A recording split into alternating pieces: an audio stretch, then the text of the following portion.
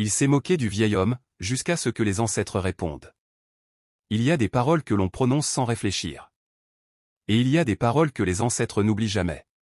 Cette histoire s'est déroulée dans un village africain, un village paisible, jusqu'au jour où un jeune homme s'est moqué de celui qu'il n'aurait jamais dû mépriser. Écoute bien, car ce récit n'est pas seulement une histoire. C'est un avertissement.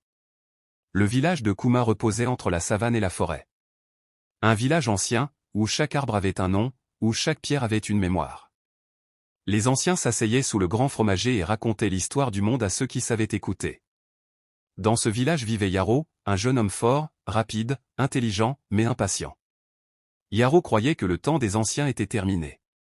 Pour lui, la force des bras comptait plus que la sagesse des cheveux blancs. Parmi les habitants se trouvait vieux Sadio.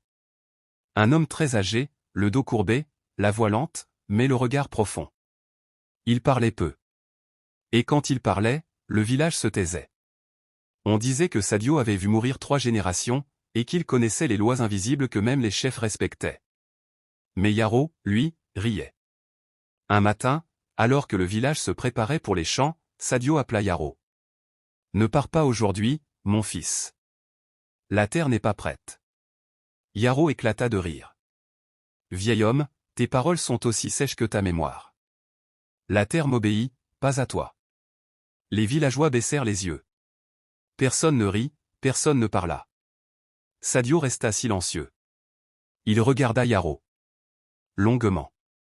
Puis il murmura, « Les ancêtres entendent tout. » Yaro haussa les épaules et partit travailler.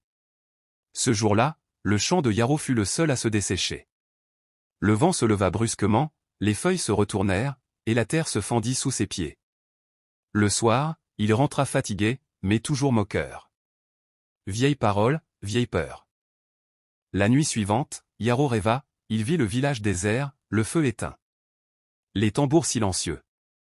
Puis une voix grave lui dit, « Tu as ri de celui qui parle pour nous. » Yaro se réveilla en sueur. Mais au matin, son orgueil revint. Quelques jours plus tard, alors qu'il traversait la forêt, Yaro se perdit. Les chemins qu'il connaissait disparurent. Les arbres semblaient se refermer. Il appela. Personne ne répondit. Quand la nuit tomba, il aperçut une silhouette. C'était Sadio, assis, immobile, comme s'il l'attendait. « Pourquoi m'as-tu suivi » demanda Yaro, la voix tremblante. Sadio répondit calmement, « Je ne t'ai pas suivi. Ce sont les ancêtres qui t'ont ramené à moi. » Sadio se leva avec difficulté et posa sa main sur la terre. « Tu as cru que la sagesse était faiblesse. Mais c'est elle qui maintient le monde en équilibre. » Le sol trembla légèrement. Le vent se tut, Yaro tomba à genoux. Pour la première fois, Yaro pleura. Il demanda pardon. Pas à Sadio, mais aux ancêtres. Sadio l'aida à se relever. La force sans respect conduit à la solitude, souviens-toi. Le lendemain, Yaro revint au village changé.